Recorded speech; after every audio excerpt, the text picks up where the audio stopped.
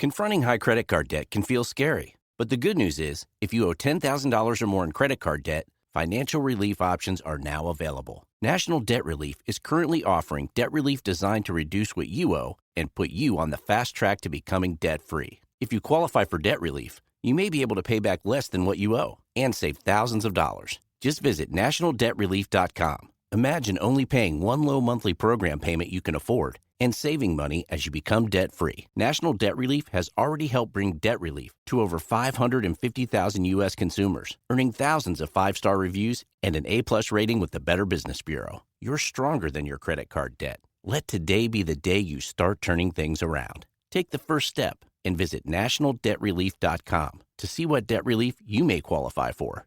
That's nationaldebtrelief.com. Wine and Crime contains graphic and explicit content which may not be suitable for some listeners. Listener discretion is advised.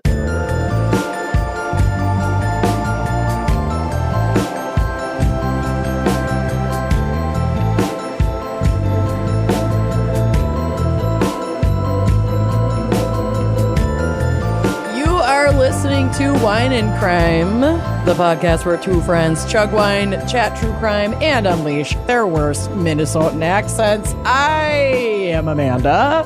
I'm Lucy. We have a really fun one for you today. It's a gal's pick. Happy Easter. You're welcome. You're fucking welcome, because today we're talking about papacy crimes. And I don't mean the smear, I mean the Pope. I say papacy. Is that gross? Papacy probably makes more sense. It's probably my dash hound moment happening again. You're the Catholic. I don't fucking know. I'm just following your lead. I've only heard papacy, but, you know, both of them sound wrong. They both sound wrong. God bless it. So I'm very excited to dive into this. I was so manic yesterday when I was texting Lucy about what she was covering and what direction I was going in. I was just going to pick like one god-awful pope, and then that took me down a rabbit hole about someone completely different, and then I was like, I'm locked in. I have to keep this. So I'm excited. I can't wait to get like a full Catholic rundown from you, our pretty little princess. Former Catholic, recovering. So recovering Catholic. I'm going to start us off on a great foot because of you. Oh, yeah. So the wine pairing today, we're going to get to. Honored. You are being honored. We are going to get to the wine pairing, and you can talk about where you got it and promote that small business, etc. Yes. I'll talk about the wine. But I also wanted to give us a quick overview of sacramental wine because it's specific, and, you know, there are some rules. Of course there are rules. It's Catholicism. Wikipedia was my girl because I did find I found a company that makes wine for the sacrament. I found lengthy articles about the sacramental wine, and I was like, no, I want the high points.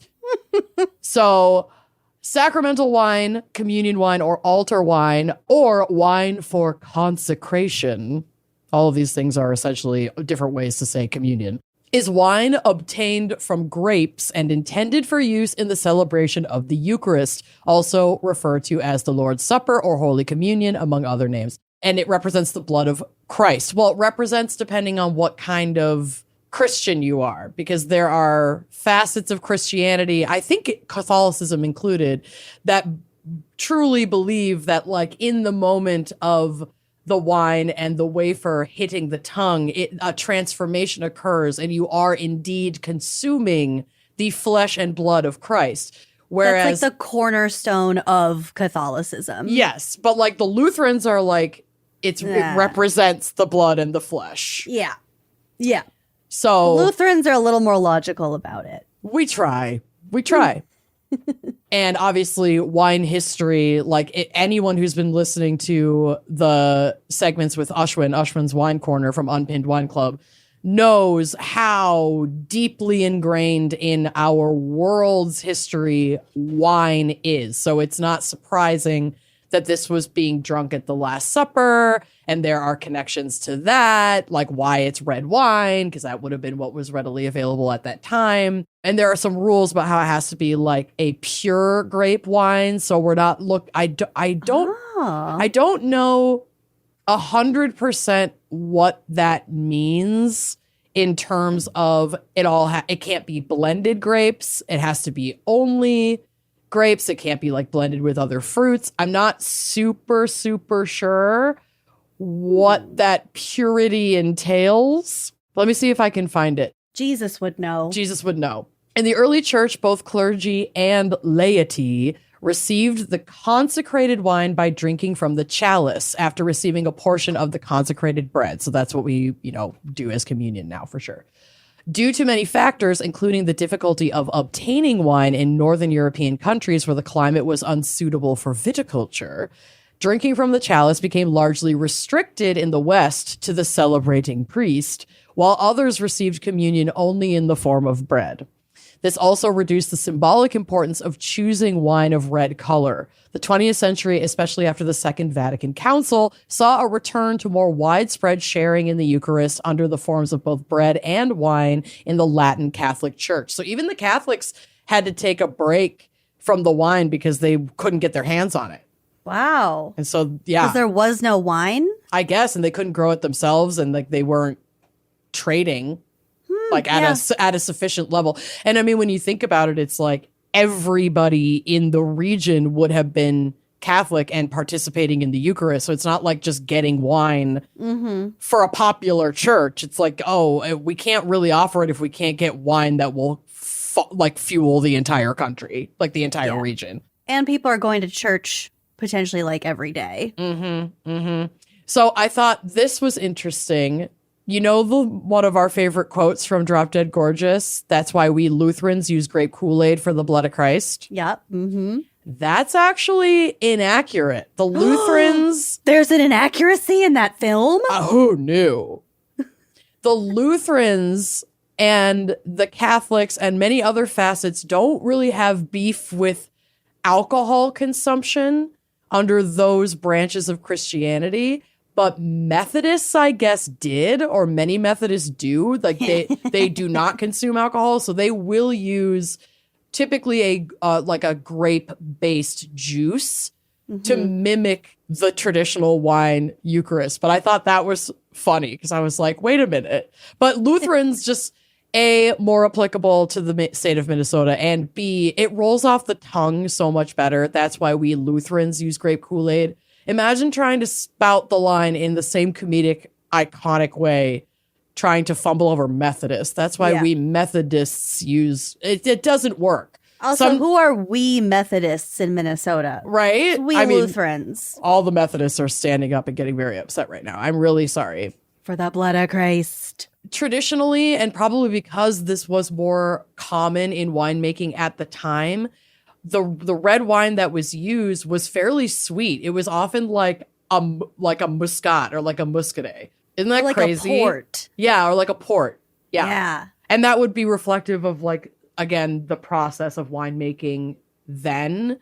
And now we just, have a much wider range of wine options. Sorry, I'm really high and I'm just trying to think this through. But I thought that was interesting that it would have been like a sweet wine. And aren't those wines, they're sweeter because they're stored longer? Some of them are aged in a different way. A lot of it has to do with how ripe the grapes themselves are, what type of grape is used in those wines, because you get that sweetness all the more ripe a grape, or the riper a grape is, the more sugar it has. And so you want to pull at the right time to get a specific flavor profile. And so if you're pulling when they're super, super ripe, right on the edge, that's when they're going to have the most sugar content. And then that really feeds the fucking yeast and completely changes the fermentation process. And then that affects your outcome. But then, yes, how you age it, especially when it comes to a port, those can be, if you've ever tried a 30-year port. Yes. A 60-year port, it's I've tried a very expensive port. I was working at a bar and somebody realized that the cork had crumbled. So it was getting aerated. So we were like, well, it's going to go to waste. Yeah. So we shared a bottle. It was like a $300 bottle of port. We used to offer port flights at the Harriet Brasserie, which is a little restaurant where I work on weekends. So come see me. And it would be 10 to, I think, 80, maybe 60 years. It was like 10, 20, 40, 60 or something like that. And it was all the same port from the same like company that made it. Oh, cool. Just aged at different years. You just buy, so you could taste them all in a row. And it was crazy, the difference. Like, they're all delicious, but if you taste the 10-year, like next to the 60-year, the 10-year tastes like fucking paint thinner, and the 60-year tastes like the softest, sweetest, richest, creamiest, like most delicate thing. It's so fucking good. Mm-hmm. The color is completely different. Mm-hmm. It's cool. Anyway, so if you get a chance to do something like that, that port that you would be drinking would be pretty damn similar to like what kind of wine they were drinking for the sacrament traditionally thousands of years ago, which is super fucking cool. I was just wondering if maybe they used that wine that tended to be sweeter because it was like somehow less expensive. Mm-hmm. No. I mean, maybe now that's more of an effect, but I think that's just because it follows tradition more than cost. Okay.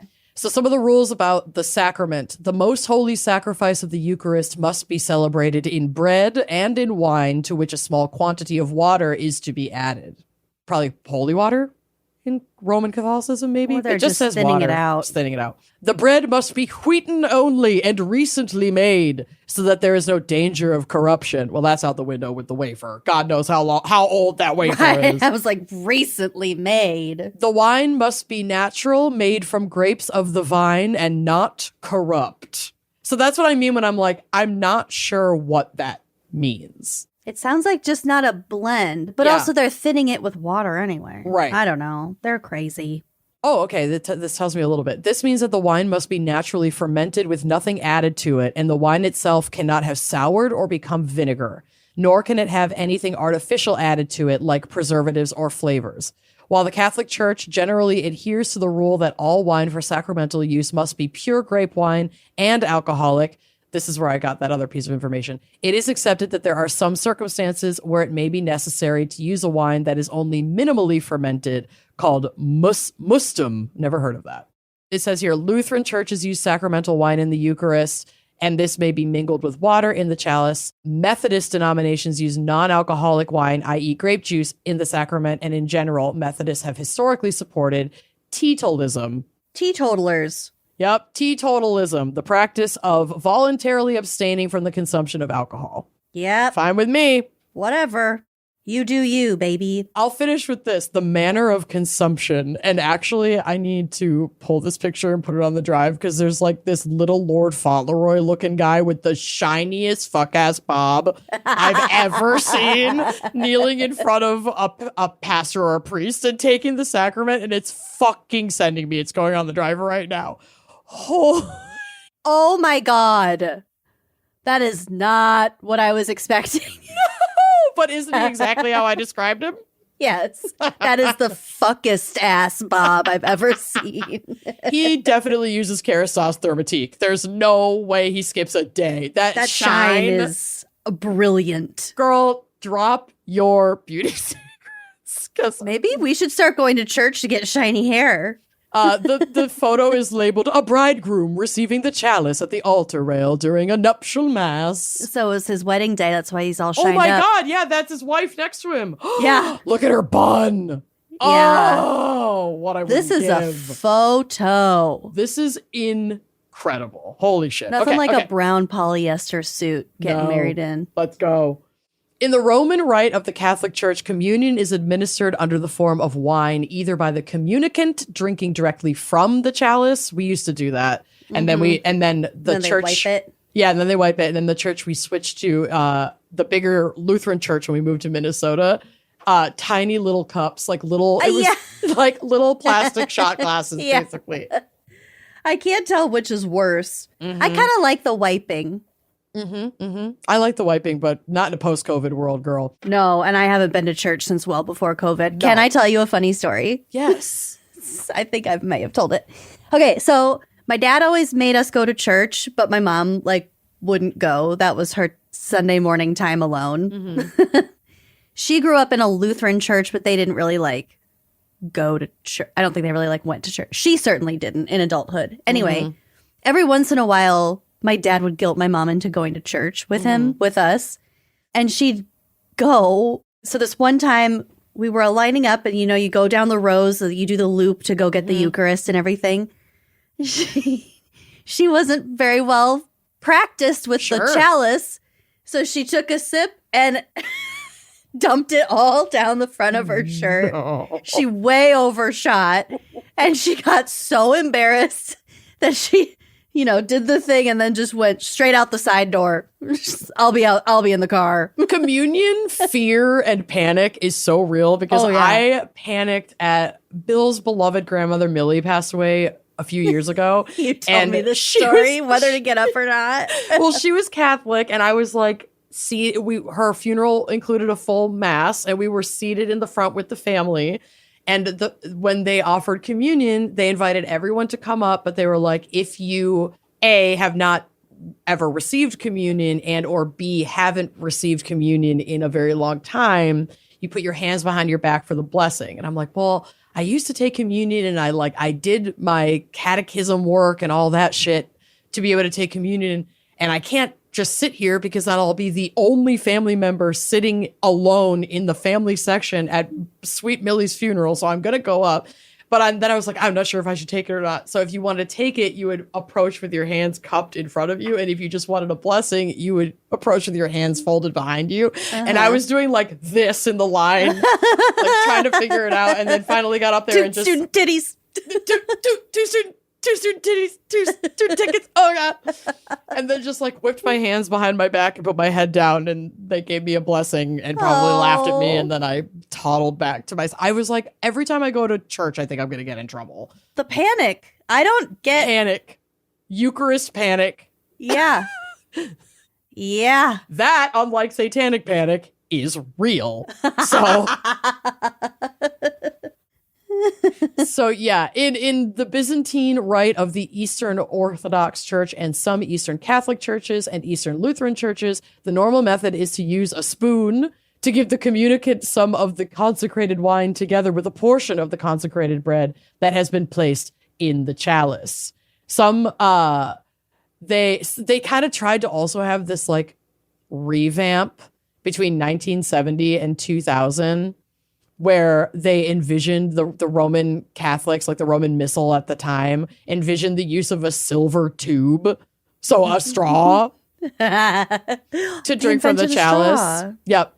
Or a spoon, and so the spoon would have harkened back to the Byzantine rite, where you would be fed. They'd scoop it, put the bread in it, you give the whole, it's like wine bread soup.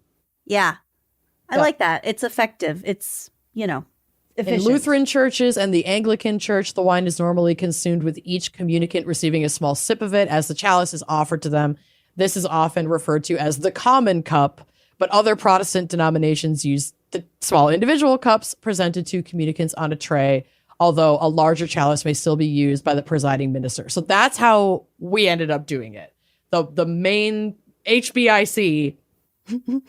And they would give each other the sacrament from the cup and do the whole ceremony with the cup. And then when it was time for everyone to line up, an altar boy with a tray full of wine and then another altar boy with a bucket of wafers was there. And then well, they've got probably 150 people to get through. We got to go. Well, I went to St. Philip the Deacon Lutheran Church in Wayzata, Minnesota. It was fucking huge.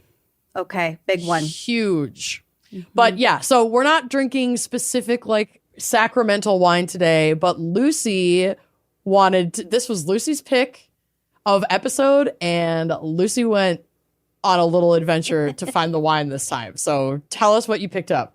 Well, I went to my neighborhood liquor store, Ingersoll Wine and Spirits, at shout out 35th and Ingersoll, and There's some weird going on with their ownership. They're in a transitional period, but it's a good time to go support them. And really any local business, wherever you are. But I went there in the hopes of finding something that would go with Papacy Crimes, and it did not disappoint. No, you picked a great bottle. So I was looking at red wines because of the blood of Christ. And I found this beautiful bottle. It's called Sin Zin. Yes. I love him just languishing on the floor, pouring through a funnel.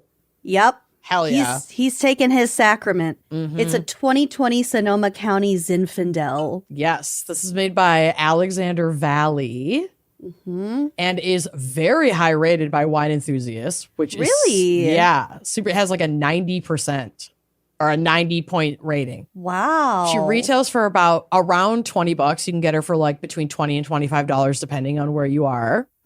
She is a 100% Zinfandel out of Sonoma in California, Sonoma County. And that region is known for its Zinfandel. So like if you see a Zinfandel from like that area of California, you know it's going to fucking slap. It's going to be super good. She's 14.1% and she is a popper. Are you going to open her up?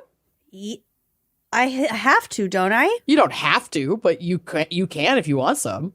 I have a glass and I have my Let's do it. iridescent wine key. I also love how you're wearing your Trinity College shirt and I'm wearing like my New York General College. I know. I saw that as soon as our camera turned on. We're kind of matching. This was the closest thing I could find to like Vatican City church merch. I did see that you uploaded some of our videos from Vatican City and you to did the drive. too. So I went and found a bunch of our pictures from that day. I loved that day. We'll be talking about that day here during my segment. All right. Well, when you're ready, we'll pop. Okay. Well, unlike you, I don't open bottles of wine very often or very gracefully. You're doing great, sweetie. I have the foil off so far. Great. That's the hardest part, in my opinion. Screw it all the way down and then use the small leverage.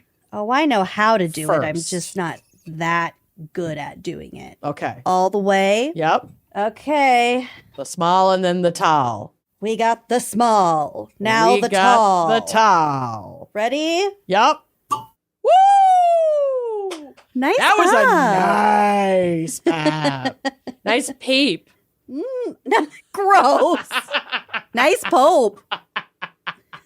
I fully thought you were going to chug that. No, I was just smelling it. Okay, let me see if I can find, while you're pouring for yourself, what the blessing of the sacrament is. Nice What pope. is the blessing given with the sacrament? This is my body. I have given up for you. What is it? This is my blood. I have shed for you. Drink it and be here we go. Good girl. Yeah, yuck. Gross. Yes, I'll accept the cookies on churchofjesuschrist.org, okay? I'll accept. They should ask if you accept the should ask if they accept the wafers. Yeah, seriously. Okay. It says, oh, fuck you. Fuck you. Wait, fuck you. You went away. This website, listen, churchofjesuschrist.org. Your website sucks. Okay. Break bread and give thanks, and break it and gave unto them, saying, this is my body, which is given for you. This do in remembrance of me. I remember that in remembrance of me part. And then he takes up the cup after supper, drinks from the cup, blah, blah, blah. After supper saying, this cup is the New Testament in my blood, which is shed for you. There you go. Now drink it. Cheers. Fucking drink it. Shed for you. Ah? That's nice. Yeah. You get a little pepper on that bad boy? A little black pep? Yeah, I feel it in the back of my throat. Mm-hmm. That's nice. I love a Zinfandel. I like it. It's like fruit forward if you really think about like those raspberry and like ripe berry notes and then let it settle into that black pepper. It's really nice. It's like a pretty flavor. Mm-hmm. That's what I love about wine. All right. I like it. Hey, it's a red that I am enjoying. I love this for you. What a journey. The times they are a-changin'. All right, let's take a break to hear a quick word from our sponsors and then dive deeper into the papacy. Here we go. Go with me somewhere in your mind, okay? It's the middle of the week. You're exhausted. You don't know how you're going to get through the next 2 days to the weekend.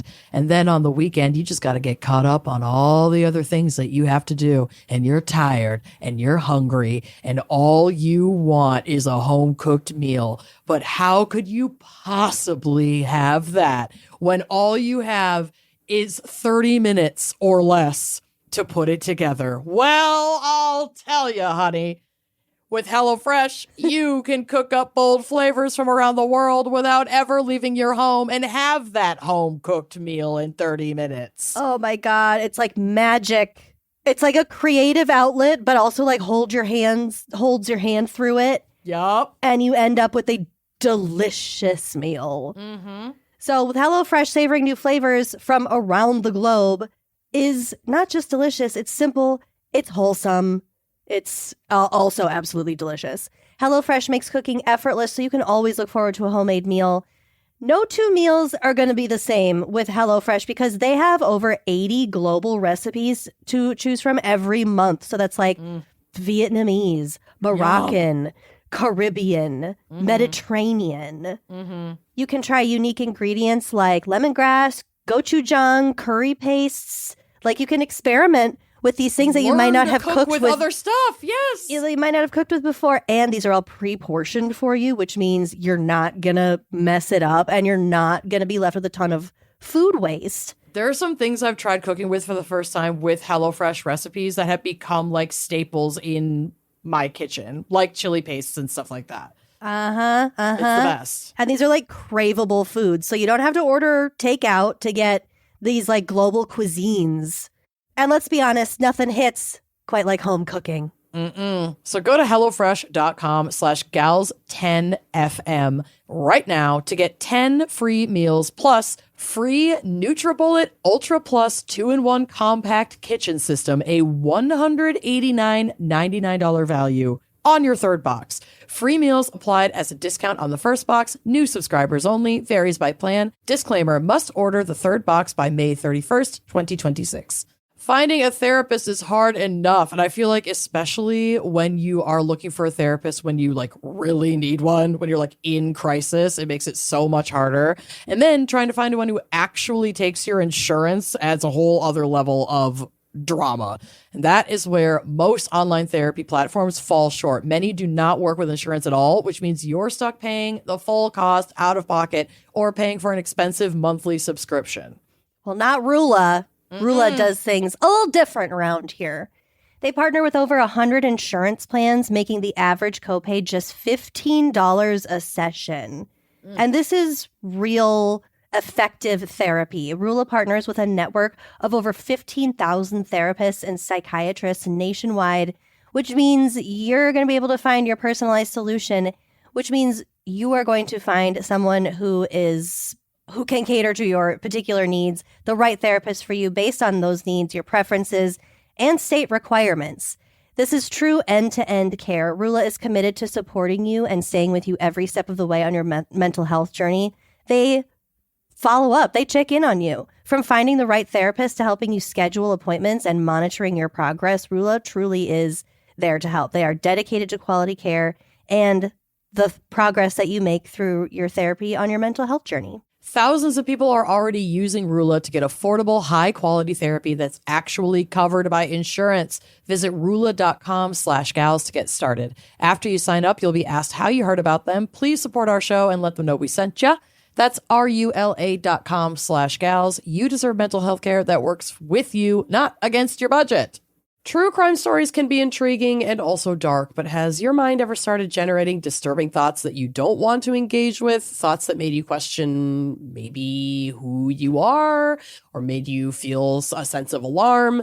And maybe it's a disturbing image that pops up out of nowhere, or a violent urge that might scare you, or a thought about harming yourself or someone that you love. And even though these are unwanted thoughts, they are intrusive and can feel so real and disturbing that you might start to wonder, like, what does this mean about me? What kind of person thinks these things? Let me tell you, you're not alone. The truth is, intrusive thoughts like these happen to almost everyone.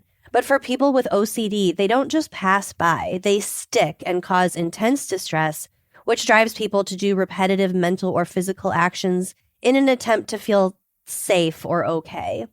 When you have OCD, you might spend hours analyzing what an unwanted thought could mean, desperately trying to prove to yourself that you're not a bad person. You're not a bad person. You might feel the urge to confess every little thing or seek reassurance from friends and family, or replay memories over and over and over to feel more certain that you didn't accidentally do something terrible. But no matter what you try, the distress always returns, often stronger than before.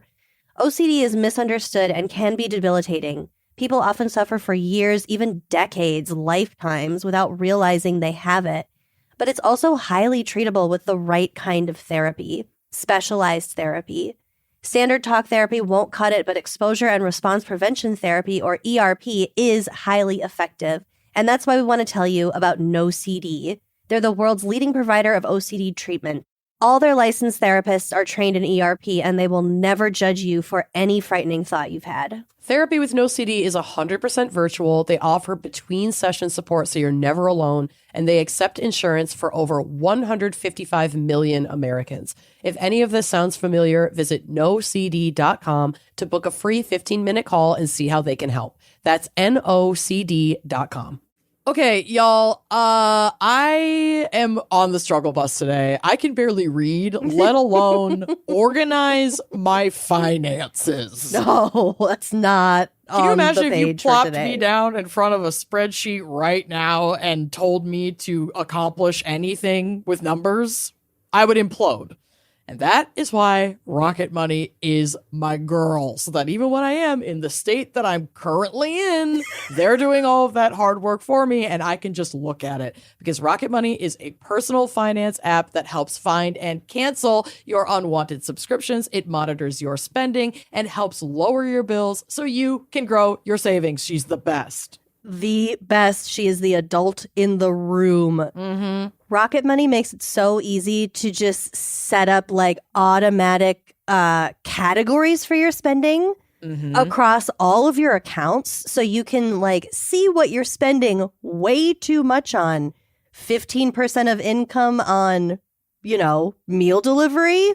Oops. That was a revelation that I had recently that doesn't sit well. So I'm actively making changes. It is so great for just setting up your budget, or if you're saving up for something, you know. Also, like Amanda said, you don't have to keep a spreadsheet anymore because Rocket Money consolidates checking, savings, loans, investments, like where all of your money is, into a single dashboard that you can just log in and have a completely clear, simple view of your whole financial picture. I swear to God, everybody needs this is the product that I will shout from the rooftops. It has helped me.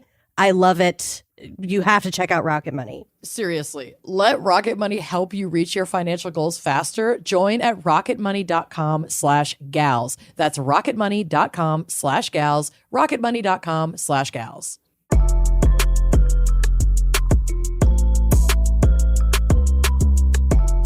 Okay, I am on the edge of my seat, Lucy. Wait, ready to receive the sacrament that is your segment. Your segment. My segment. What do you got for us? I could have read about this all day. I spent the majority of my day yesterday writing these notes.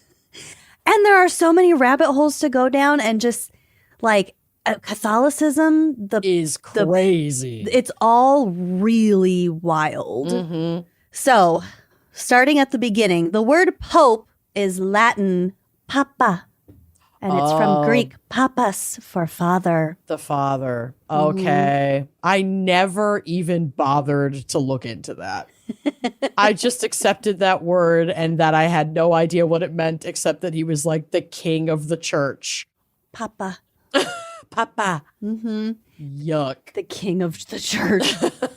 Therefore, papacy is the jurisdiction and office of the pope. The word pope has been used since about the 9th century CE as the title of the Bishop of Rome, who is the leader of the Roman Catholic Church. He's elected by all the cardinals. The Roman Catholic Church is the largest of the 3 major branches of Christianity. Lots of Catholics. So hierarchy-wise and thusly bureaucracy-wise, this is like the pyramid of the Roman Catholic Church.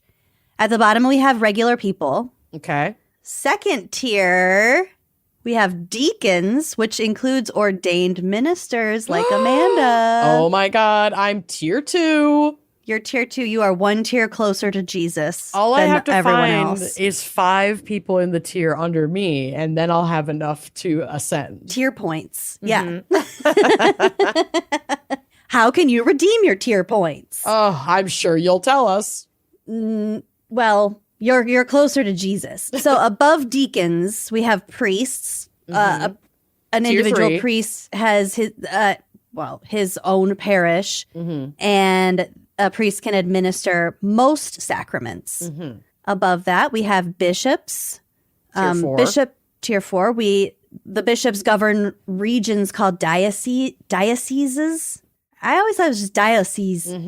So like the archdiocese. Yes.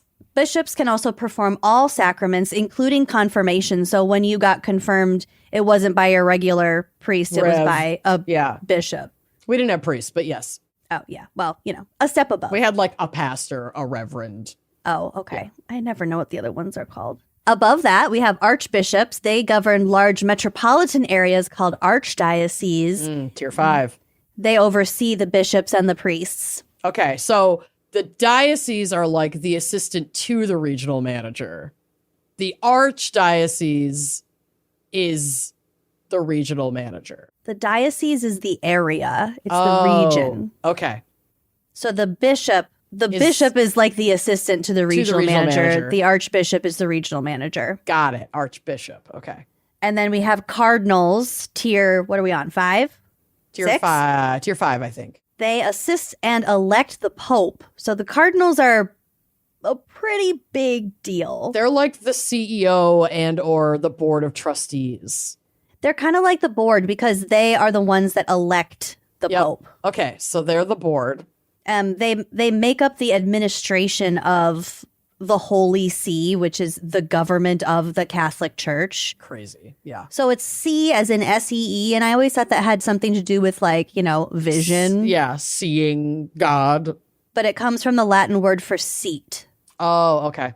So there's a Holy See in Rome. Mm-hmm. At one point in time, there was a Holy See in Byzantine. Okay. So it's just like the president. Mm-hmm. Okay.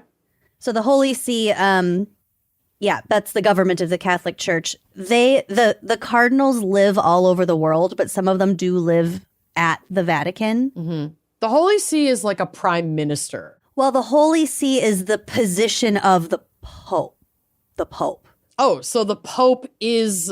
The Pope is the Holy See. Okay. So yeah, he is. He's like the king of the Catholics. The Pope is the head of the state of the Holy See. The government of the Holy See. Think of the Holy See as like the White House back when we deserved respect as a country and a nation. Sure. Okay. So the Holy See is the Pope is their boss. Is the position, and the Pope is the person sitting in that position. Got it. Okay. So yeah, the Pope he's the head of the Holy See, he's the head of the Vatican, the head of the Roman Catholic Church. Mm-hmm. So the words, the terms, the Holy See and the Vatican are used interchangeably, but the Vatican refers typically to the actual Vatican city-state in Rome, which we are well acquainted with. Because we walked all the way around it. We walked all the way around it. For the love of God, when you leave the Vatican museums and you go down that escalator or up that escalator, whichever way we went. Don't turn left. Don't turn left. Go where everyone else is going and turn right. Back toward the line that you stood in to get in. For the love of God, if you go left, you won't have a choice but to walk all the way around the city-state. To get back into the city-state country. There's only one entrance and a really tall wall. Yeah, well fortified. Not climbable. So one of the things I uploaded to the drive is a little video of us walking around the whole fucking place. It was the best. It was so funny. It was really nice outside. It was a beautiful day. Gorgeous. It was an amazing walk. But I was kind of nervous because I didn't know how far we were going to end up having to walk. Yep. It was kind of a long way, but it could have been much worse. It took us like half an hour. It wasn't the worst thing in the world. It was great. No, almost getting hit by cars was the part that scared me. Yeah, I didn't love because there were that stretches part. of road without any sidewalk or pathway. And really blind curves. Yeah. 4 of them. Oh, God. Okay, so the Vatican, it's a landlocked sovereign city-state and enclave within the city of Rome in Italy, and it serves as the administrative center of the Catholic Church. Mm-hmm. With an area of 121 acres, so it is less than 0.2 square miles. Yeah, it's really small. It's really small. And I think it's so funny that we accidentally walked around the whole fucking thing. Yeah. Inside there is a population, a stable population, permanent population of 882 people. That's kind of, I mean, that's a lot of people in a 2 square mile area. 0.2. Sorry, I'll 0.2 square mile area. It's the smallest sovereign state in the world, both by area and population, and it's the only country in the world with a population of under 1,000 people. Mm. It's technically a country. I don't know. It was so fucking weird. It's so weird. And like the reason why I spent so long thinking about this and reading about it is because, and on one hand, it's wild to consider like its history of being both a governmental body and like religious. And it's weird to think about in today's context, but at the same time, our government's waging a holy war. Like, well, I don't know. It's just as weird we speak. It's weird because it's so unfamiliar and it seems so backwards. And then it's like, oh God, ooh, this would have hit different 20 years ago, you know? Yeah. Well, maybe more than that, but okay. Let's talk about Pope garb. Yes, please. So the big tall hat. Are there pictures? No, but I could put some on the, you know, the big tall hat. Yes. It's like, it's pointed and there's like 2 layers on it. That's called it's either a meter or a mitre. Okay. I forgot to put that in my notes, but I just remembered it. So I have no more information for you about that. But I don't need more. The zucchetto is the name for the little white skull cap that the Pope wears when he's not wearing his mitre. The term zucchetto means little pumpkin in Italian. That's cute. That's very cute. And its actual purpose is to keep the Pope's head warm. Keep it warm. Particularly, and like this is traditionally because back in the day, the clergy had the haircuts where they shaved the top of the head. Oh, yeah, like the monk cuts. Yeah. Yeah, so they only had one that my father developed naturally until finally being convinced to just buzz the rest. Just get rid of it. Please, it doesn't look that good. It's not doing you any favors. It's not doing what you think it's doing. This is not giving what you think it's giving. So those were called tonsure haircuts. Tonsure. Cute. Yeah.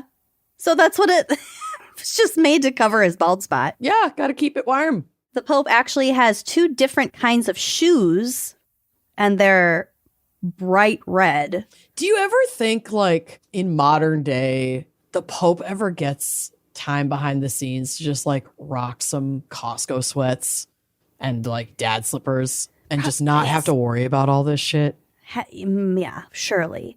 Remember when we were in Rome and they were talking about, like, in the olden times, the Pope would, like, sneak out of the Vatican at night and, like, yeah, like dressed like in normal clothes. Yeah, like but pull a Princess Jasmine and like go to the market and be one of the regular people. Yes. Yeah, but that was mostly to like get tea on what was going on in the streets so that they could use it.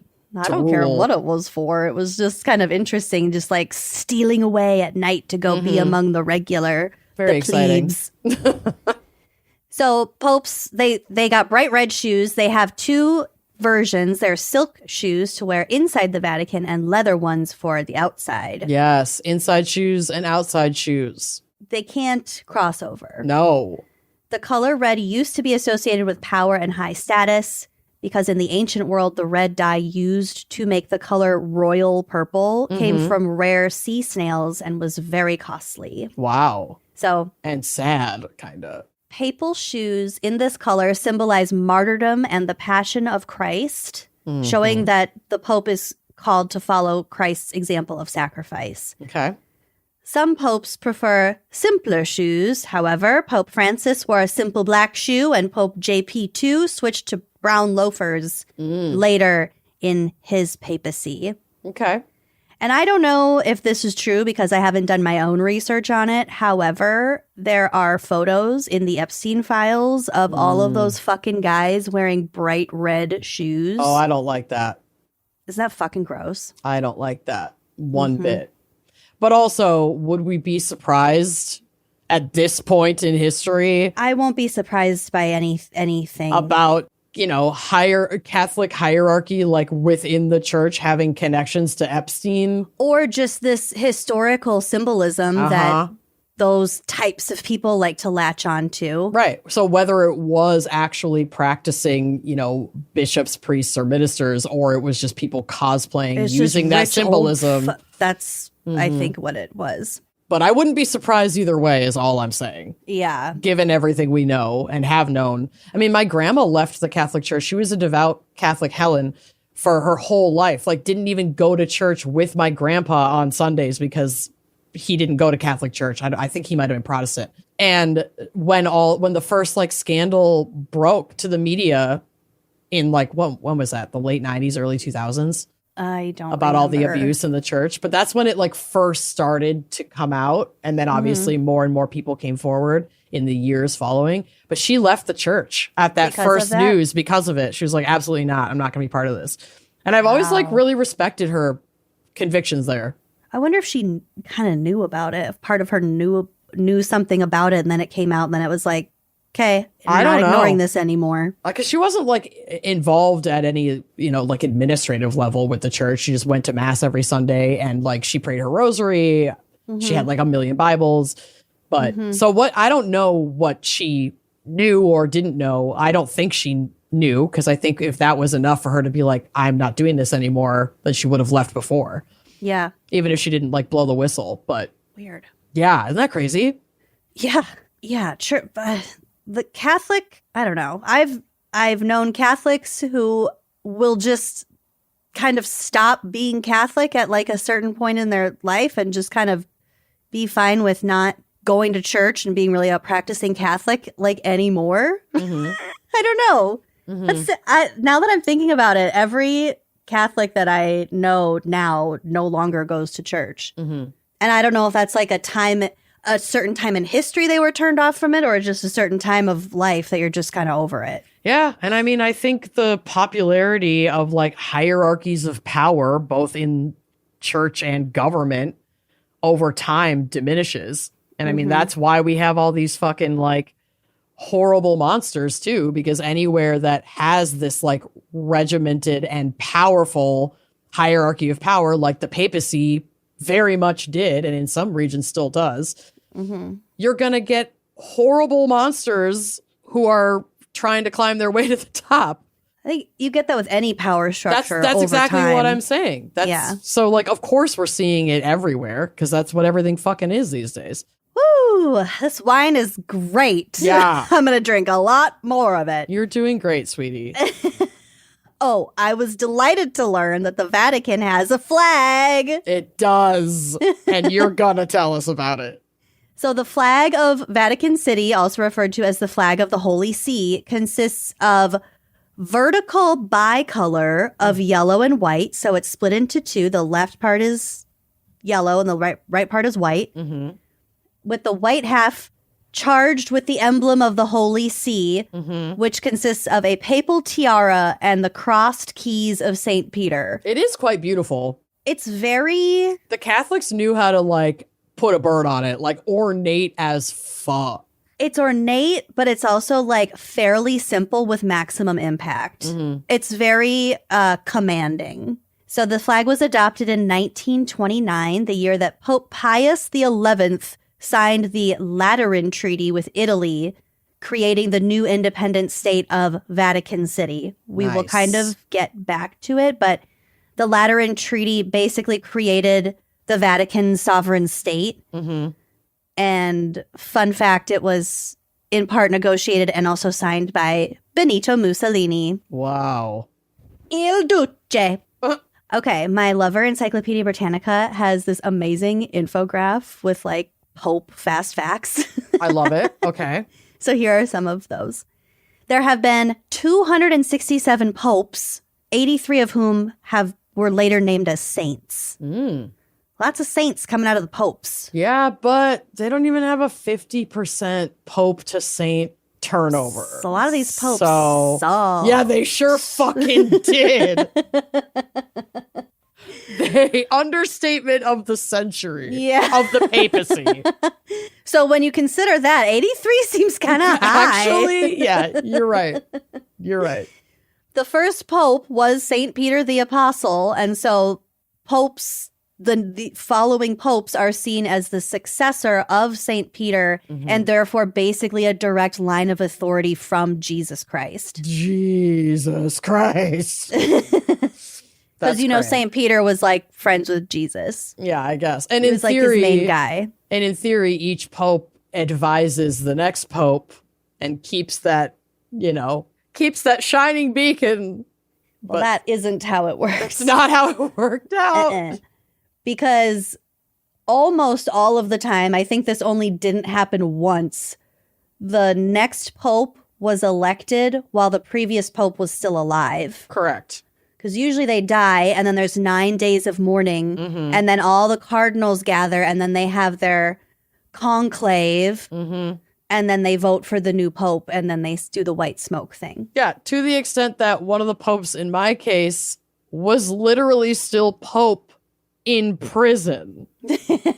A lot of popes went to prison. Yeah, they just were, they were like stripped of whatever their duties were, but they were still pope. It's just like their sub-popes were doing all the work. Yeah. Taking care of business.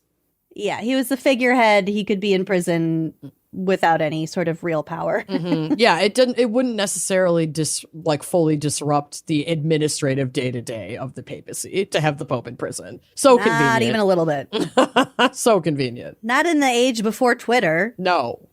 Who would know? Well, pretty much. Wheel him out in the mobile every once in a while, and everyone's going to assume he's fine. Weekend at Bernie's him in the Pope mobile. Yeah, what's the rush? Prop him up, move his wrist around so he looks like he's waving. He's waving. Blow kisses. Come on, do Pope stuff. Do your Pope thing. Do your Pope shtick. The Pope, therefore, because of this direct line of authority, the Pope is thus seen to have full and supreme power of jurisdiction over the universal church in matters of faith and morals, as well as in church discipline and government. Great. Not a problem at all. Just has power over basically everything. Got it. Well, we've had popes for, over 2,000 years. Yeah. Their level of power has shifted greatly. Oh, yes. I'm aware. I'm not reacting to this through a modern lens. I'm saying at one time, you basically ruled everything. We will get to the modern lens because I had to know how much of that was still accurate. So we'll close out with that. We'll close out with how afraid you should be in 2026. Okay. So the official titles of the Pope are many. Remember when J.D. Vance killed the Pope? Do you ever just catch yourself thinking about how J.D. Vance fucking killed the Pope? Because people will ask me what's your Roman Empire? And that's one of them now. I spend a decent amount of time. What did he say to him? I think it was just his mere presence. Ugh. I remember tweeting or threading or whatever after that happened. I would die within 24 hours too if I had to be in a room with J.D. Vance. Oh my God. Bye. I'm done. The fact that he wasn't so sick that he wasn't still receiving visitors, but then he died right away after that. Next day. He had just traveled. He was fine. He was fine. The fuck? What did J.D. Vance do to that man? That fart was. Killed him. Wrecked him. Nearly killed him. Anyway, sorry. We couldn't do a Papacy Crimes, and it popped into my head You gotta say it. You gotta say it. When you think about J.D. Vance killing the Pope, you have to talk about it. You have to talk about it. Or it's Let it out. It's like having a song stuck in your head. Like, you have to play it and sing along, or that song's never going to go away. Never. Never. It's like trying not to yawn when someone else yawns. Don't even say the word yawn. Oh, no. I have heightened empathy. I have heightened empathy. Shut the fuck up. I have heightened empathy. Shut your fucking mouth. Okay. Other titles for the Pope include the Bishop of Rome, the Vicar of Jesus Christ, the Metropolitan Archbishop of the Province of Rome, the successor of the Prince of the Apostles, the Supreme Pontiff of the Universal Church, the Sovereign of the State of Vatican City, the Servant of the Servants of God, the Patriarch of the West, and my personal favorite, the Primate of Italy. This reminds me of, like, what was it? Was it in Sandlot where they were talking about Babe Ruth? Yeah, the Sultan of Swat. The Sultan of Swat. I looked them up. The Behemoth of Bust. The Big Bam. The Big Fellow. The Caliph of Clout. The Great Bambino. The Primate of Italy.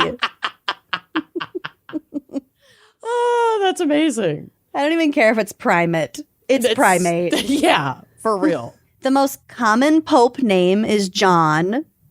Yeah, and they will just change the name to John? Yeah, it's not their real name. No. It's their chosen name. Yeah. Yeah.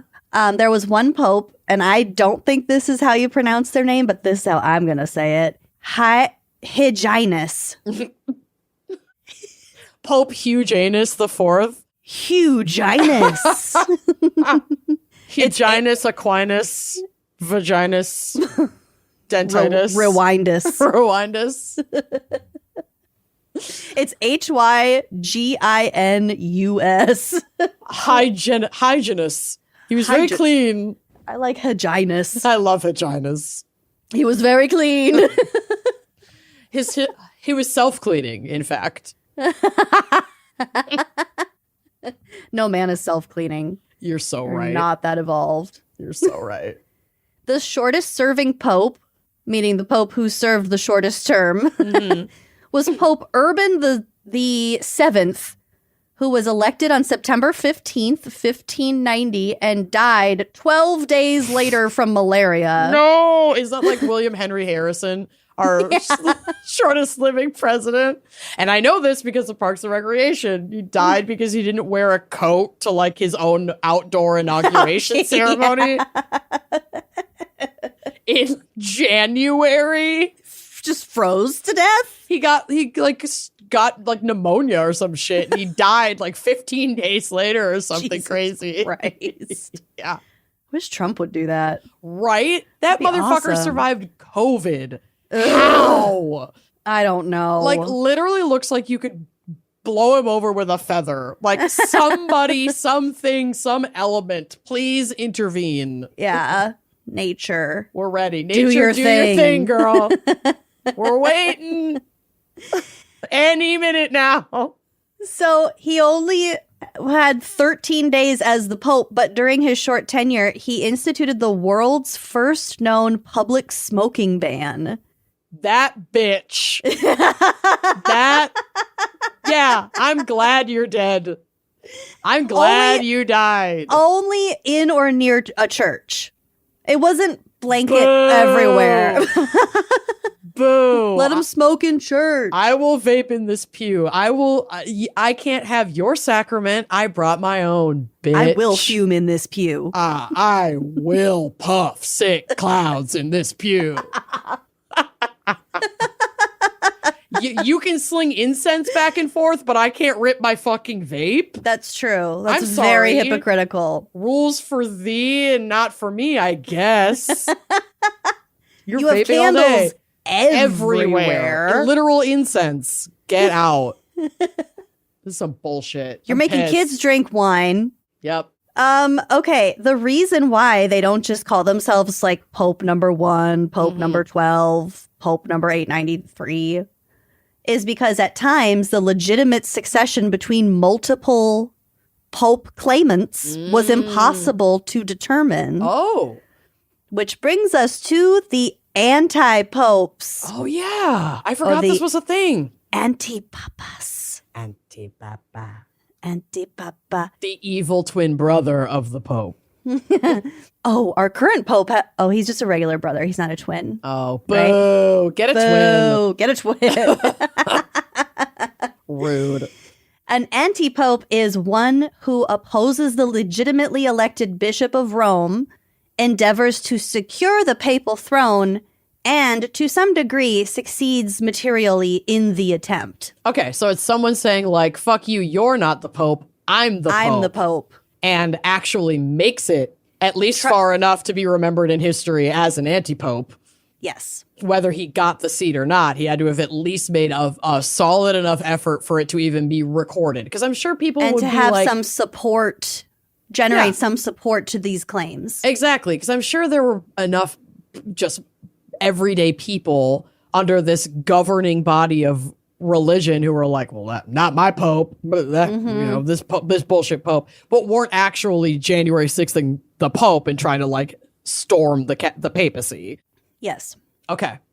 And because we're looking at a period of over 2,000 years that encompasses periods and places of varying like literacy, media distribution, plus the whole thing is based on presumed religious authority in the first place, as well as military and government authority.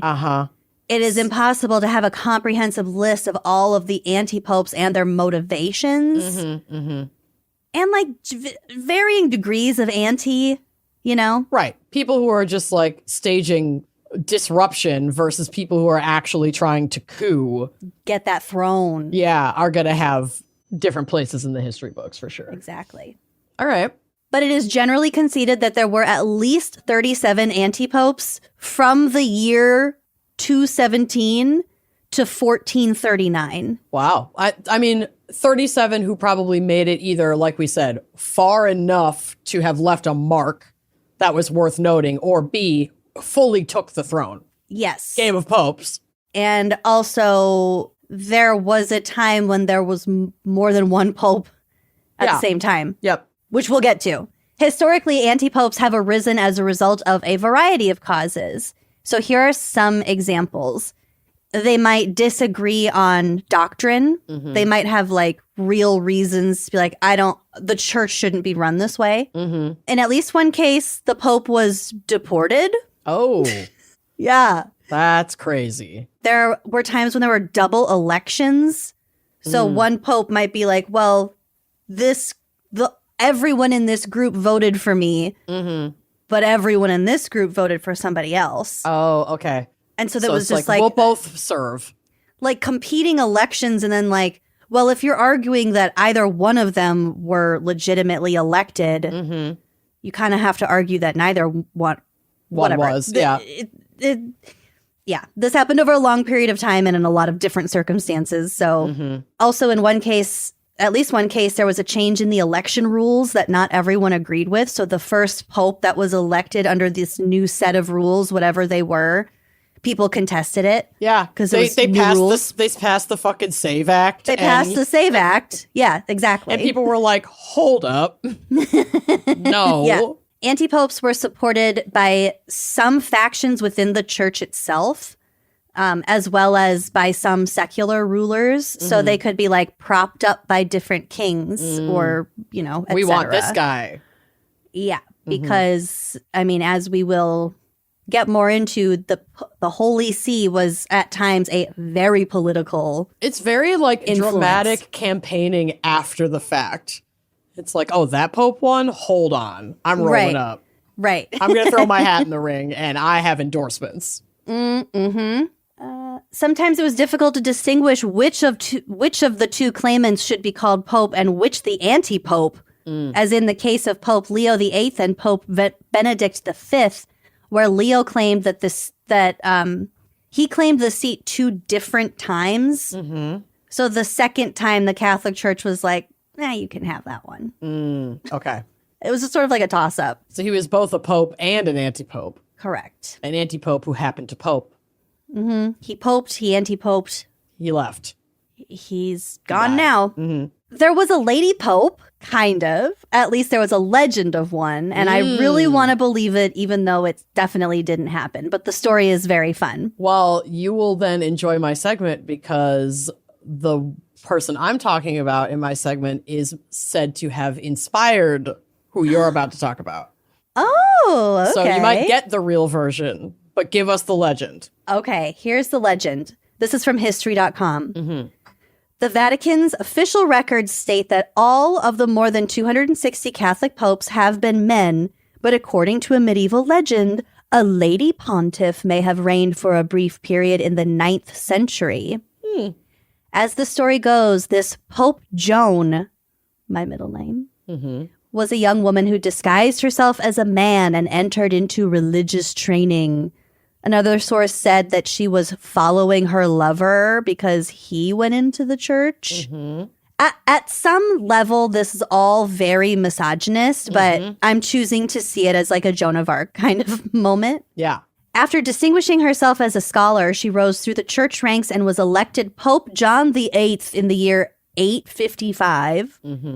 She went on to rule for more than 2 years, her gender always carefully concealed beneath her flowing holy robes. Her frock, her holy frock. Yeah, so many layers. Yeah, wouldn't be challenging to hide your bits.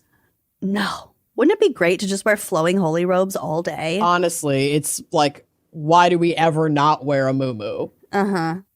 Her secret was only revealed in 858 when she unexpectedly went into labor during a papal procession out in public in the street. I have a photo on the drive. It's of a wood carving depicting this event, complete with the child falling out through her legs. There she goes.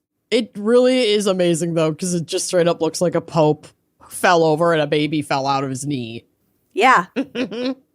It's wild. Crazy. The baby's just there she is.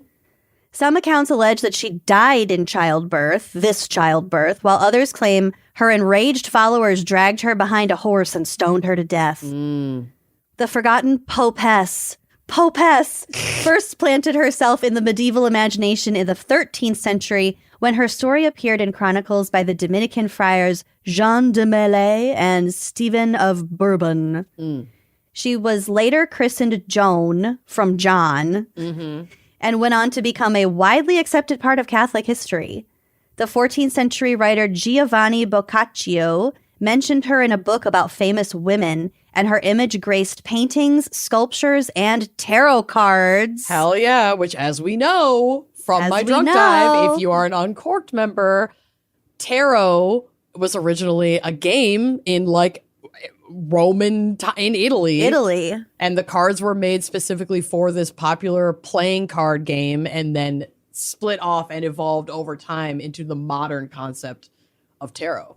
So she was on one of these tarot cards. That's badass. She was called the Popess. I love her. I have a picture of the tarot card too. Popess. Ooh. Yeah, it says the Popess. Cute. Isn't that cool? Yeah, it's really cool. I fucking love these tarot cards. They're so sweet. She was even briefly included in a collection of papal busts in Italy's Siena Cathedral. So like marble busts. Yeah. And then later, once they found out that she wasn't real, they re-chiseled her into a man pope's likeness. We don't want to waste that marble. Despite her medieval celebrity, most historians now dismiss Pope Joan as a myth. There are no reliable references to her during her lifetime, and her supposed reign overlaps with those of two well-documented pontiffs, Leo IX and Benedict III.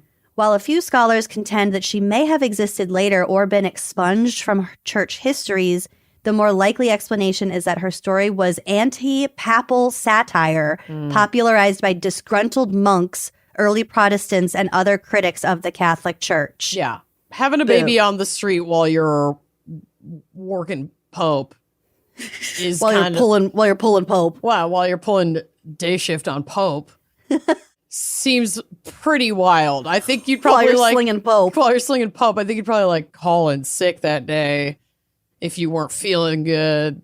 You probably wouldn't be marching in a procession up until the point of delivering a child. Yeah, but you know what? Not knowing you're pregnant is a thing. Who knows? It is a thing. I just love the image of her Pope presenting in her holy robes, doing whatever the fuck she wants, ruling over the Catholic Church. I assure you, there were female popes. They just weren't the ones public-facing in charge. Yeah. Okay. We'll get to that, I assume, in your segment. Okay. I want to address the concept of papal states. Okay. Because they existed for a really long time all over Italy. These were territories that were under the direct rule of the Pope. Okay. So they were like satellite Vatican cities. There was no Vatican City at that time. At this time. Got it. Okay. Rome was one of the papal states. Got it. But basically, the Pope was in charge of those politically and church-wise. They existed from the year 756 when King Pepin the Short gave... Brutal. Poor guy. King Short Pepin King, the Short. The first Short King. The original Short King. Oh, Pepin. Poor Pepin. And like being a Short King with a name like Pepin sounds like a hobbit. Yes, an additional layer of just malice. In my like that is rough stuff. Yeah. He was handed what he was handed. Made the most of it. Well, he was fine. He gave land to the bishops of Rome. And that was sort of divided into the papal states, and then the bishops were then like landlords. There was a lot. There were a lot of politics and stuff. People study the papal states. I'll just put it that way. I'm not getting into it today. So that was in the year 756, and they lasted all the way up to 1870, which was the year that Italy unified. Damn. Italy was all different things too. Yeah. The last papal state ended up being Vatican City. Wild. They reached an agreement, the Mussolini thing. Okay, they're like, you can keep this city block. You can keep this 0.2 square miles. You can do your shit on it. And we won't control you, but you won't control us. Yeah. That's negotiations with Mussolini. Yep. In 1309, Pope Clement V moved the papal capital to Avignon, which is what is now in the south of France. Beautiful city. It's absolutely gorgeous. It's walled. It's medieval. It's stunning. They don't allow cars in there, so it just looks like a movie set. It's beautiful. So at that time, that city belonged to the vassals of the Pope. Okay. So basically the people who served the Pope, and therefore this was indirectly the Pope's property, which it did eventually become his actual property in 1348. But he originally moved to Avignon because he himself was French, and he was elected Pope, and he's like, I don't want to move to Rome. Yeah, you can come to me. Yeah. And he had been elected Pope in the first place because of pressure on the cardinals in Rome from King Philip IV of France. So basically, that king helped to install him as Pope. He didn't want to go to Rome. He wanted to stay in France. And then several popes after him were also French. So this was like... That was their headquarters. That was their headquarters. Their French embassy. There was like beef. They call the Romans called it something like it was like the missing time, like the French something or other. They had the derogatory term for it. Basically, when France stole our shit for a period of time. And to dissect why all of this happened, we would have to consider all sorts of political alliances and like very strong personalities and rivalries. So again, I'm not going to explain further. But other people have. And so if this is piquing your interest, you can pop into Lucy's sources and do your own digging. We don't have time for it. No, not today. So Clement moves the whole operation to Avignon in 1309. A total of 7 popes reigned at Avignon. Like I said, they were all French, and they were all under the influence of the French crown. Yep. A very French time. In 1376, Gregory XI abandoned Avignon and moved his court back to Rome. Whoa. Arriving in 1377. He died a year later, and then all of a sudden, guys in France and guys in Rome were claiming to be the Pope at the same time. Uh-oh, Pope, anti-Pope. Pope, anti-Pope. Also, two popes at once. Mm-hmm. Remember I mentioned that. Double Pope. So this is known as the Western Schism, when between September 20th, 1378 to November 11th, 1417. So a pretty good chunk of time. That's like 40 years. Bishops residing in both Rome and Avignon simultaneously claimed to be the true pope and were eventually joined by a line of peasants from Pisa also claiming to be the pope in 1409. So now there's 3 different groups that are like, no, I'm the true pope. That's confusing. Yeah. It's confusing, and this whole clusterfuck is like an entire season of Real Housewives. Yeah. And again, I'm not going to get into it. I have the center diamond. Yes. I got an apple. But this would be an excellent like British miniseries that very few people would watch, but it would still be really... I think a lot of people would watch it. Wasn't there just one about a lot of this shit with like who's the guy from the British guy who was in The Holiday with Cameron Diaz? Hugh Grant? No, not Hugh Grant. The not one who Ewan cheated McGregor. with the nanny. Yeah. Jude Law. Jude Law. I think he was like a pope, like a medieval pope. I don't know. Hey Siri, what's that show with Jude Law about the Pope? The young Pope. Pope Pius the 13th. Yeah, that takes place in modern times. He has like a cell phone and stuff. Well, no. Very confusing series. Is it?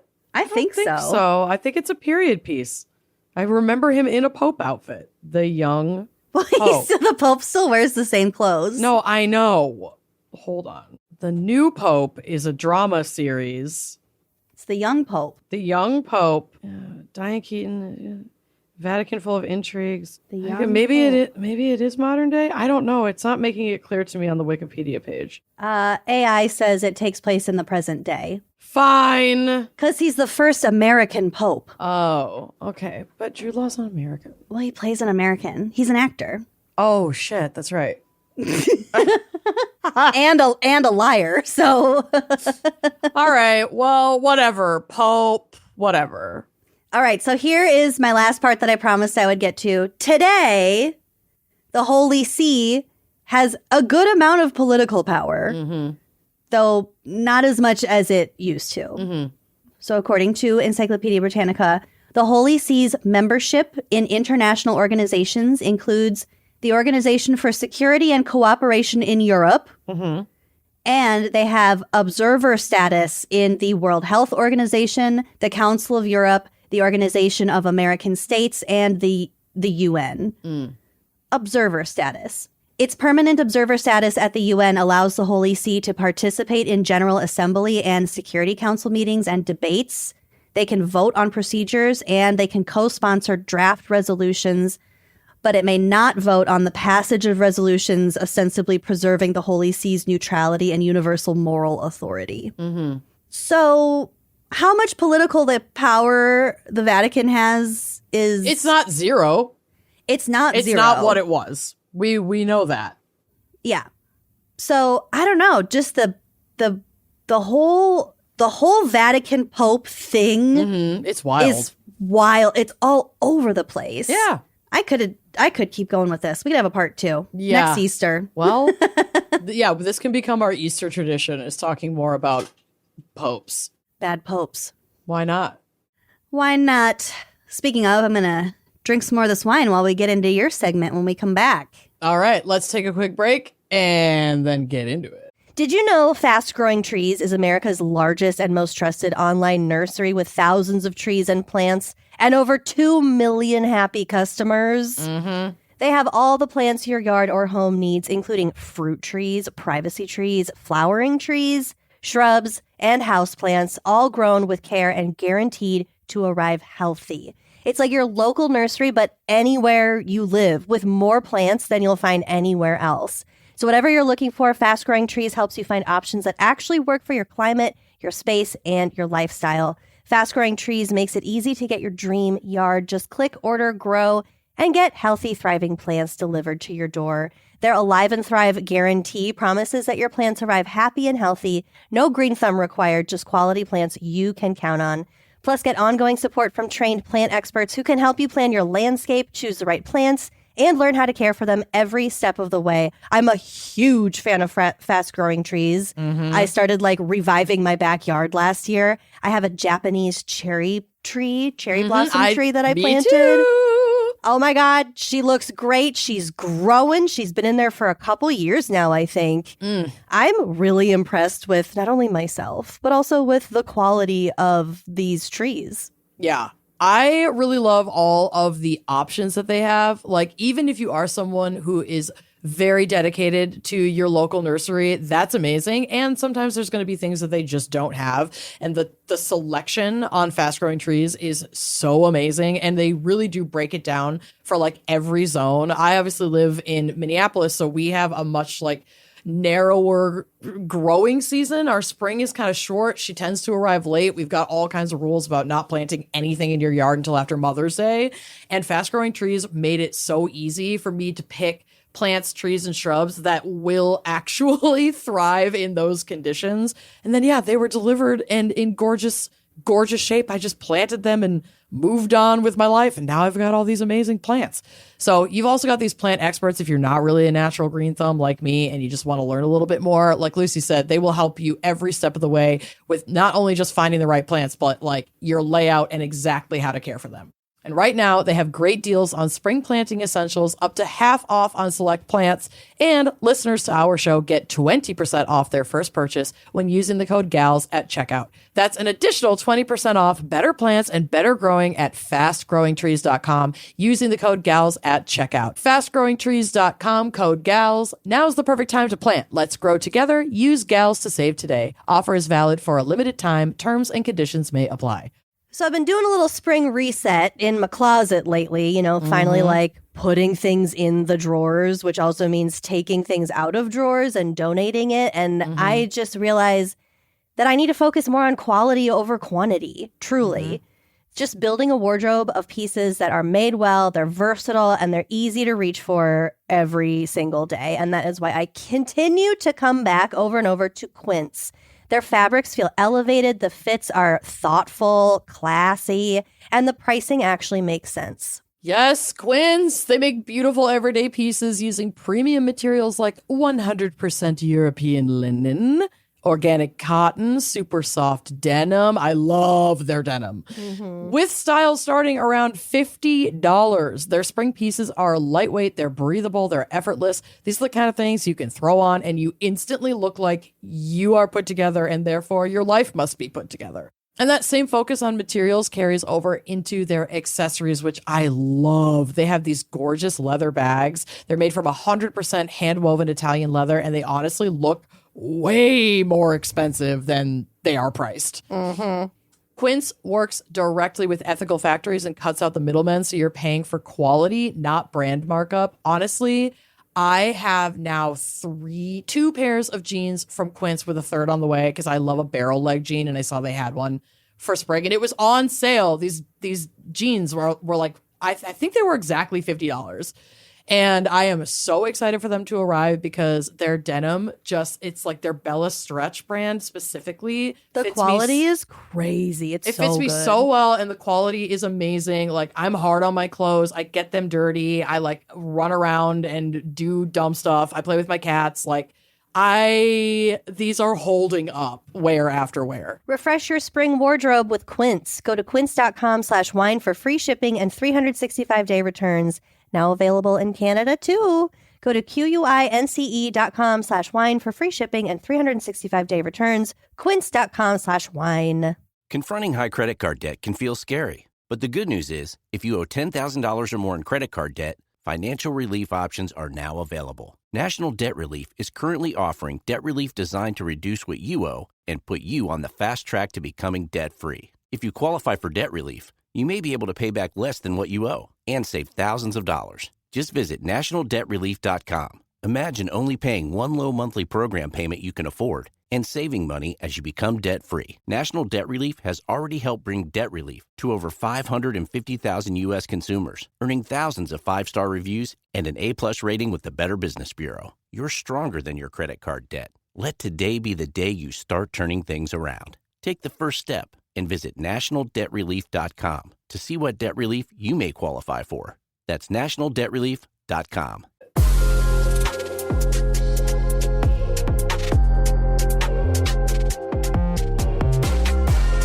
So, men are boring. So I'm going to talk about a woman who was one of the strongest influences over the papacy at a truly gnarly time. So we're going to go back to the Saeculum Obscurum, or the dark age of the papacy, and dive into this. Right? Gnarly. Dive into the story of a woman who was arguably the most successful and ruthless political player of her time. Oh my God. This is a quote from medievalist.net, my new favorite source. Quote, the Saeculum Obscurum began not so much with the troubled reign of Pope Formosus, 891 to 896, but was his death and subsequent trial. Yes, his corpse was put on trial by Pope Stephen VI. Death and subsequent trial. Who reigned from 896 to a mere 897 in what is infamously called the Cadaver Synod. Yuck. Yeah. I love it. Speaking of Weekend at Bernie. Right? Dig him up. We're putting him on trial. Dig him up. Stephen, the one who digged him up, was strangled to death a few months after he rose to power as one of many popes to be violently killed.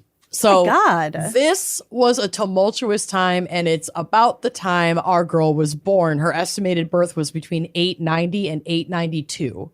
Wow. Her name was Marozia, and for decades, she did not just influence the papacy, she owned it.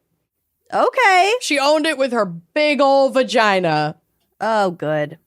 You love to see it. You love to see it.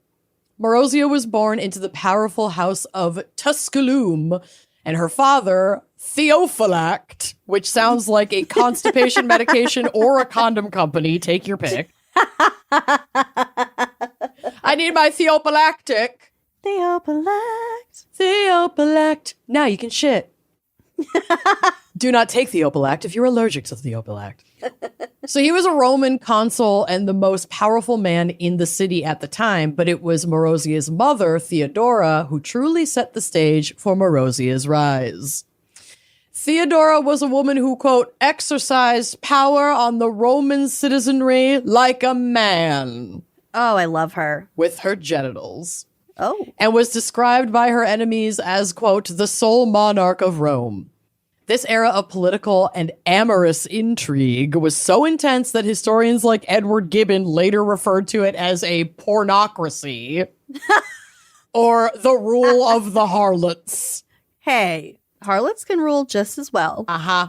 One of Theodora and then subsequently Marozia's many haters, Ludeprand of Cremona, a diplomat and historian, called Theodora, quote, a shameless harlot whose very mention is most foul, who was holding the monarchy of the city of Rome and not in an unmanly way. God, I love her. I know, she's nuts. I don't love this, but it was a different time, and when you were 15, you were basically middle-aged, so we have to also honor that. It was year 890, whatever. 900 something. Anyway, under Theodora's watchful eye, Marozia's political education began early. At just 15 years old, she was introduced directly to Pope Sergius III, who soon took her as his mistress. Oh, so he was married? No. Some of the popes had wives. No, he was not married, and they were not married to Jesus. He was not supposed to be. This was a scandal. Okay. So while this was a massive scandal, they wasn't supposed to lay with women or have children. It was exactly what Theodora wanted, allowing the family to gain massive political leverage. Because the relationship produced a bastard son, who they named John, who would eventually take the papal throne himself and become Pope John XI. Didn't have to change his name even. Wow. Sure, the way to get ahead on gunning for Pope for your son is to just give him a Pope name so that John. it's already in people's minds. It's all right. Well, and that John. saves time on paperwork later on. Oh, the admin. The red tape. Uh-huh. Shortly after John was born, Marozia was married off to Alberic I, the Duke of Spoleto, and the two of them had a son, Alberic II, further solidifying her status within the Roman aristocracy.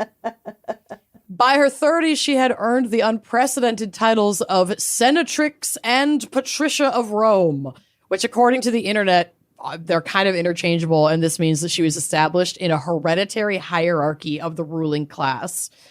So she's had a kid to this high-ranking duke. Mm-hmm. Now she's a Patricia of Rome. Will the lifeboats be seated according to class? But Marozia... I love your Titanic stims. They're so good. They're my favorite of your stims. Will the lifeboats be seated according to class? Is anyone alive out there? Keep checking them. And I have a child. I'm all she has are 3 things I say almost every day. Is anyone alive out there? Keep checking them. Keep checking them. Now, okay. It's so morbid. It's so And bad. I was thinking those things the whole time we were in the Titanic Museum. Yeah, while I was simultaneously sobbing and trying not to say anything inappropriate. Oh, so hard. It was so hard not to make jokes that whole time. I know, but my God. To lighten the mood, you know? Right. It's a devastating It's our defense museum. mechanism. So cool. It's so beautiful. Okay. But Marozia was not content with simply being a noble woman. She wanted total fucking control. Pussy control. She's more than just a Patricia. Mm-hmm. And when her former lover, Pope Sergius III, transitioned out of power, Pope John X took the seat in 914 and immediately began to resist her influence. He was like, she's too powerful. She's got her fingers in too many peanut butter jars. We got to cut some of these off. Mm-hmm. So naturally, she responded in kind by marrying his sworn enemy, Guy of Tuscany, and launched a violent coup wherein they seized the Castle Sant'Angelo, arrested the Pope, and had him murdered, likely smothered with a pillow in his cell. What a way to go. So they overthrew, she married this guy who hated that Pope, and they anti-poped and overthrew the government and killed him. And now he's the Pope? Her guy? Her guy is not the Pope because they're married. So now the seat is vacant and they get to choose, they have influence over who's going to be the next Pope. Nice. So this is where Marozia becomes the ultimate puppet master. Puppets. So she, by way of Guy, installed 2 short-lived popes, Leo VI and Stephen VIII. Roman numerals are hard. We both keep pausing right before we say Charles the Fourth. Yes. So she installed these guys to act as literal seat warmers until her bastard son John was ready to take the seat, who himself was the son of a pope. So in 931, she successfully elevated her son to the papacy as Pope John XI, with her pulling the strings behind him. And she was now at the peak of her power, ruling Rome through a son who was her puppet. Marozia's influence during this time included total political control of Rome, as if other things weren't enough. I love how that's number 1 on the list. Well, yeah, that's the biggest one. While her son held the spiritual title, Marozia, quote, effectively ruled the papacy and held the monarchy of the city. Contemporaries noted that Rome had been subjected entirely to the power of a woman, comparing it to the biblical prophecy that, quote, women dominate Jerusalem based on some bullshit from Isaiah. So remember, it's her son who's in the throne, essentially. So this excerpt from Isaiah 3:12 that says, my people, infants are their oppressors, and women rule over them. Women shaping their children. "Oh, my people, your guides," the women, "mislead you, and they have swallowed up the course of your paths." So this is basically some Bible whatever quote of, it's not Jesus, but like somebody saying, the people, you're all children, and your mothers rule over you. They mislead you and have swallowed up the course of your paths, and now they're running Jerusalem. It's like a prophecy, and they're like, "Oh, it's happening because of puppet Marozia." Well, God bless. Stay the course. Right? Don't, lest you be vexed by women. Yes. So she also had imperial ambitions. It wasn't enough to just be basically seated at the right hand of the sun. She wanted basically control of like larger swaths of land and regions. Yeah. And so she used her son's position to broker a high stakes political marriage with Hugh of Arles, Hugh Jars, who at the time was the... We've got Guy, we've got Hugh, who was the king of Italy in 932 when they married them. And we'll get to how that went. So her primary objective was to marry this king. She essentially becomes queen of Italy, and then her son, John XI, by decree of the papacy, of being the pope, could bestow the titles of emperor and empress upon her and her new husband as a wedding gift, which would have formally consolidated her power over like the broader West. Cool. This is dastardly. It is so dastardly, and I'm kind of living for it. Yeah. One of her aspirations was also regional stability. She continued the longstanding tradition of her family, the Theophylact clan, in, quote, maintaining stability within Rome and the patrimonium, the lands of the papacy. Patronomium. During a period of otherwise extreme chaos, what we already talked about, the saeculum obscurum. Shit was all over the place. It was gnarly. She's trying to maintain some stability throughout the region. Mm-hmm. She wanted control of strategic fortresses. So Marozia, she ended up residing in and ruling from that Castle Sant'Angelo, where they had like anti-poped and overthrown. Yeah, where she married Guy, who was that guy's enemy, and then they killed him. So she stayed there. Guy dies. She marries Hugh, king of Italy, and she can't keep that, you know, not just nice place, but that safe place to live unless she and her family are in power. She also wanted secular dominance over the church. So her reign marked a historic low point for the independence of the papacy. So she was like, hold on, I could kind of have both, knowing that the secular governance is becoming more popular than the papal governance. Okay. So she ensured that the Roman aristocracy, or what she was trying to do, rather than the traditional church bureaucracy, maintained complete secular control over the city's affairs, which was a departure from the overarching rule that the papacy had maintained previously. So she was starting to like get wise that like times they are a changing. Yeah. And being in control of not just the godly side of it, but also like the gubernatorial side of it is going to be key. Yeah, she needs the seculars. All of this ruffled feathers, obviously, and Marozia's final gamble of marrying that king proved to be her undoing. So, after her husband Guy dies, and they had their son, what's-his-face, we'll get to him, Alberic, but he died, and she wanted to use her son, the bastard son, John's, that she had with that pope, papal seat to become an empress. First, she'd have to marry a royal, so she snags Hugh of Arles, king of Italy. Okay. Then her boy John can essentially crown them emperor and empress of Rome as that wedding gift, but she seemed to forget that she had another son. Yeah. And if not forget, she certainly underestimated who she had deemed to be the less powerful Alberic II. Oh, no. So he showed her exactly the kind of power he could dish out. Her own son? Her own son. Wow.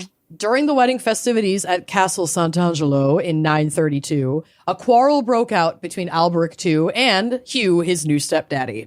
It's some real Game of Thrones shit. This is getting juicy. Yeah.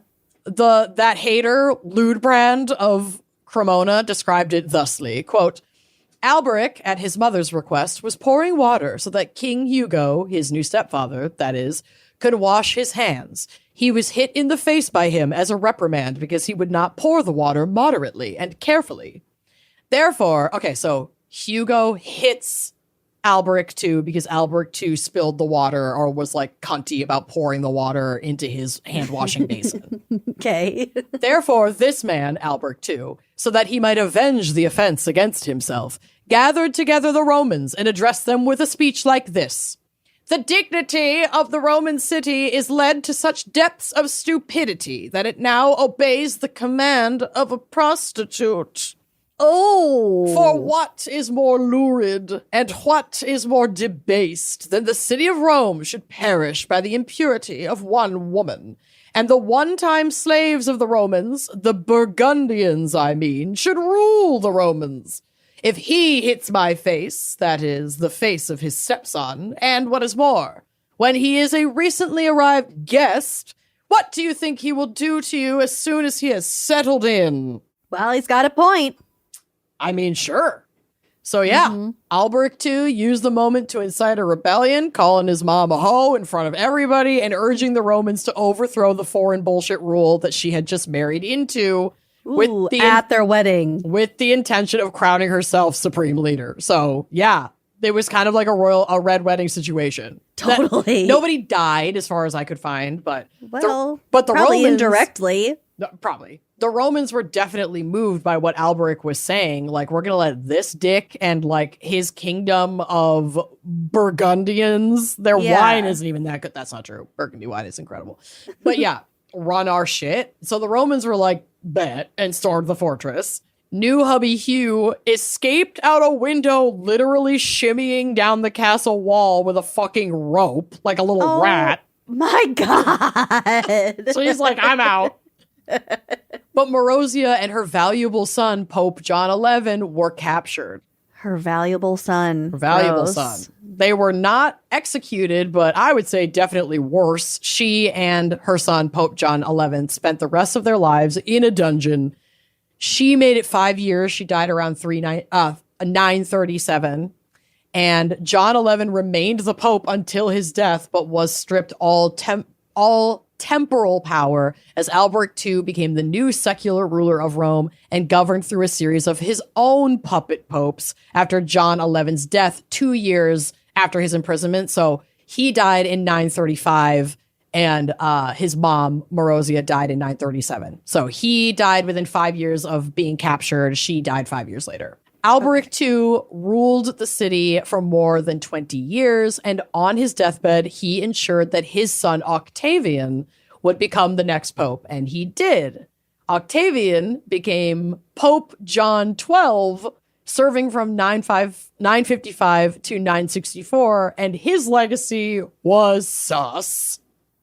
Uh-oh. John XII would be remembered as one of the most depraved popes in history, famously turning the Vatican into a brothel and gambling away church funds. Oh, no, that's not a good look. And that guy is actually who I was looking at to cover, because I was like, this is insane. When I found his grandmother, Marozia, I was like, oh, fuck, she's way more interesting. Yeah. And went there instead. So I was going to pick just like, I literally Googled who is the worst pope of all time. And there were a bunch of really funny, like kind of listicle style articles of like ranked the worst popes of all time. And this guy was like consistently at the top. So if we do a reboot, if we do a round 2 for next Easter, I'll cover specifically Pope John XII because I want to know how he turned the Vatican into a brothel. Okay, so he was her grandson. Her son, Alberic II's son. But Alberic became the Pope, or Alberic became the... So Marozia married Alberic I. Yeah. After she had already had the bastard son, John. Yeah. With the other Pope. Yeah. Marozia and Alberic I have Alberic II. And that was a political marriage. He was like a duke or whatever. Alberic I dies. Marozia marries Guy because the Pope that was in power then, a different John or Stephen or whatever, was like, hold on, you have too much political influence here. I'm questioning you. And she's like, Guy is your mortal enemy. I'm going to marry him. They don't have any kids. And like he dies, whatever. She marries Hugh, the king, King Hugo. Okay. And Hugo is shitty to Alberic II at the wedding, and Alberic II was already pissed about this marriage because he thought it gave his stepmom, who he doesn't like, too much control. So he freaks out at the wedding, overthrows basically everything, and appoints, he takes over as leader of Rome, and he helps appoint puppet popes. Okay. And then he appoints, on his deathbed, he ensures that his own son, Octavian, Marozia's grandson, would become pope, and he was made Pope John 12. All the Johns. I know. All the Johns are honestly throwing me off. I know, because there's like a real John who stayed a John as Pope John, and then there's Octavian who becomes the next Pope John. Yeah. Yeah. 2 Albrics. Mm-hmm. 1 is too many. It's too much. So yeah, Marozia's story is a testament to a woman who certainly mastered the brutal politics of the 10th century using literally what her mama gave her. Historian Paul Collins wrote about her saying, quote, "An extraordinary woman, her importance lies not in her paramours, but in the fact that she continued the tradition of the Theophylact clan in maintaining stability in Rome and the patrimonium. Oh my God. Patrimonium. I'm going to die. She understood that the sexual was political and was able to use this to her advantage in a patriarchal world. Obviously beautiful and alluring to men, she was also intelligent, strong-willed, and independent like her mother." I love her. Isn't she cool? Yes. She's nuts. Yeah. But yeah, she ruled. She's brutal. She's kind of Cersei-ish. She was connected either by like blood or marriage to something like 7 popes, including like popes that she had appointed, popes her son, like Alberic I appointed, her own her son and her grandson were both sitting popes. It didn't go great. You know, her son didn't like do anything majorly egregious. She just wanted the political influence basically over both the secular and the church to keep things stable. Whatever. What is it? The road to hell is paved with good intentions. I think she was thirsty for power for sure. Mm-hmm. And a matriarchal power does tend to look a little bit different. And one of her key objectives was stability during this really tumultuous time for like her region. She achieved it. And she did the best she could. For the most part. Yeah. Largely. I'm not better saying than she if was, someone else was doing it. Right. I'm not saying she was like a good person, but she was most certainly a complex and fascinating person. So. Yeah. Viva Marozia. Viva Marozia. So yeah, that's what I got for you for Papacy. Wow, this was a fun episode. This was a very fun episode, and we definitely could do a part 2, but we're at like coming up on 2 hours, and John's going to kill us, so we can't. I'm going to add this to our Will Circle Back list. Yes. Papacy Crimes 2. P2, The Mighty Ducks. Okay, well, thank you so much for listening, and as always, come join us on Uncorked. We have a really good time with a new perk we just added, which was the free live streams at $10 a month or more. So go check that out. Go to wineandcrimepodcast.com/uncorked.